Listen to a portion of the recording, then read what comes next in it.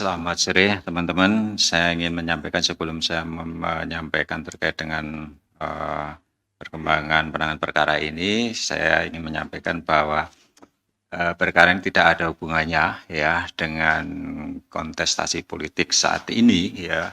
Karena saya khawatir ketika teman-teman menyangkut pautkan dengan Kementerian Ketenagakerjaan terus langsung menyinggung seolah-olah ini jadi politis. Ini perkara lama sebetulnya ya, dilakukan penyelidikan seingat saya itu udah di jilid pertama saya sekitar 2019 kalau nggak salah itu kan. Karena ada COVID ya sempat tertunda selama 2 tahun. Ini juga tempus delictinya ini di berbagai daerah juga dan juga di Malaysia kalau tidak salah ya locus delictinya itu. Jadi LKTPK-nya itu terbit kalau nggak salah Maret 2023. Artinya apa? Itu dilakukan ekspos itu pada sekitar bulan Maret 2023 setelah melakukan penyelidikan yang 2 tahun lebih ya saya kira karena kendala COVID. Dan kemudian sprindik ini terbit sekitar Juni atau Juli 2023. Artinya jauh sebelum kontestasi politik yang sekarang ini, dan saya pastikan tidak ada hubungannya sama sekali. Ya mudah-mudahan nanti nggak ada pertanyaan yang mengarah ke sana setelah saya jelaskan ini. Ya terkait kemarin dengan adanya audit BPK, yaitu juga permintaannya juga sudah lama ya.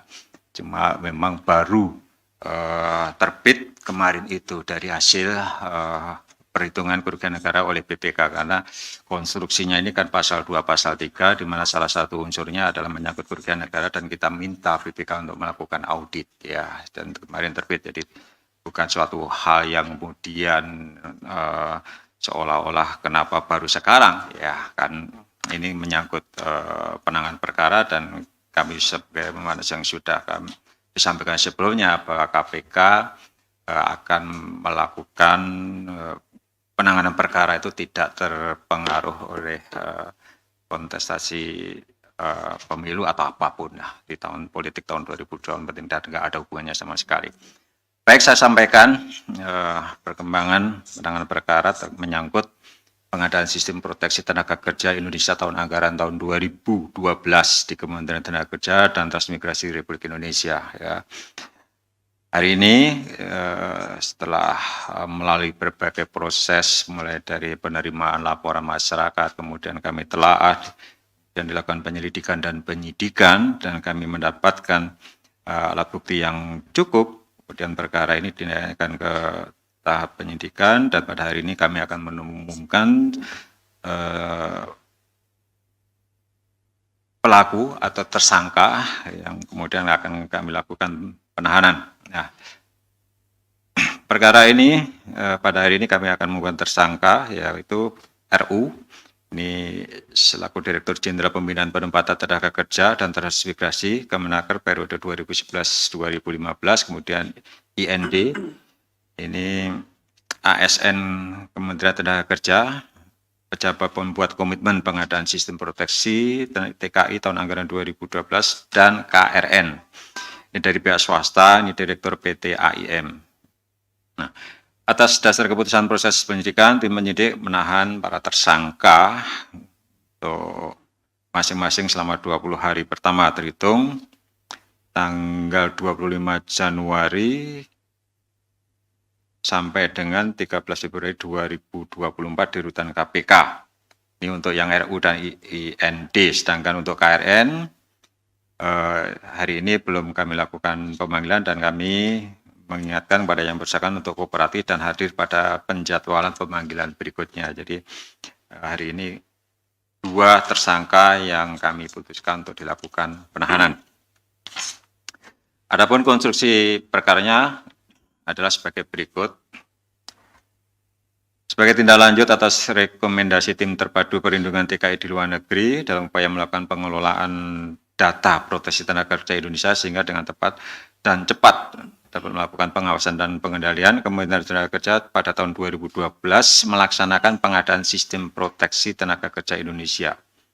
RU dalam jabatannya selaku Dirjen Pembinaan Penempatan Tenaga Kerja Kementerian Tenaga Kerja dan Transmigrasi selanjutnya mengajukan anggaran untuk tahun anggaran 2012 sebesar 20 miliar ke Dirjen Pembinaan Penempatan Tenaga Kerja. Selanjutnya, IND dipilih dan diangkat sebagai penjabat pembuat komitmen dalam pengadaan tersebut. Sekitar bulan Maret 2012, atas inisiatif dari RE, dilakukan pertemuan pembahasan awal yang dihadiri oleh IND dan KRN selaku Direktur PT AIM, yang kemudian atas perintah RU terkait penyusunan harga perkiraan sendiri, disepakati sepenuhnya menggunakan data tunggal dari PT AIM. Untuk proses lelang yang sejak awal telah dikondisikan pihak pemenangnya adalah perusahaan milik KRN, di mana KRN sebelumnya telah menyiapkan 2 perusahaan yang lain seolah-olah ikut serta dalam proses penawaran dengan tidak melengkapi syarat-syarat lelang, sehingga nantinya PT AIM dinyatakan sebagai pemenang lelang. Pengkondisian pemenang lelang diketahui sepenuhnya oleh IND dan RU. Ketika kontrak pekerjaan dilaksanakan, setelah dilakukan pemeriksaan dari tim panitia penerima hasil pekerjaan, didapati adanya item-item pekerjaan yang tidak sesuai dengan spesifikasi yang disebutkan dalam surat perintah mulai kerja, di antaranya komposisi, hardware, dan software. Selain itu, atas persetujuan dari IND selaku PPK dilakukan pembayaran 100% ke PT AIM meskipun fakta di lapangan untuk hasil pekerjaan belum sepenuhnya mencapai 100%. Kondisi faktual dimaksud diantaranya belum dilakukan instalasi pemasangan hardware dan software sama sekali untuk yang menjadi basis utama penempatan TKI di negara Malaysia dan Saudi Arabia. Perbuatan RU dan kawan-kawan bertentangan dengan ketentuan terkait pengadaan barang dan jasa, yaitu pasal 5 huruf E dan F Perpres nomor 54 tahun 2010 tentang pengadaan barang dan jasa pemerintah, kemudian pasal 6 huruf C dan G Perpres nomor 54 tahun 2010 tentang pengadaan barang dan jasa pemerintah, serta pasal 11 ayat 1 huruf E pada peraturan yang sama, Perpres nomor 54. Kemudian berdasarkan perhitungan dari BPK RI, dari pengadaan barang dan jasa ini diduga mengakibatkan terjadinya kerugian negara sejumlah 17,6 miliar. Ketika tersangka dimaksud disangkakan melanggar pasal 2 ayat 1 atau pasal 3 Undang-Undang Republik Indonesia nomor 3199 tentang tindak pidana korupsi, sebagaimana telah diubah dengan Undang-Undang nomor 20 tahun 2001 tentang perubahan atas Undang-Undang nomor 31 tahun 99 tentang pemberantasan tindak pidana korupsi junto pasal 55 ayat 1 ke 1 KUHP. Demikian saya sampaikan. Terima kasih.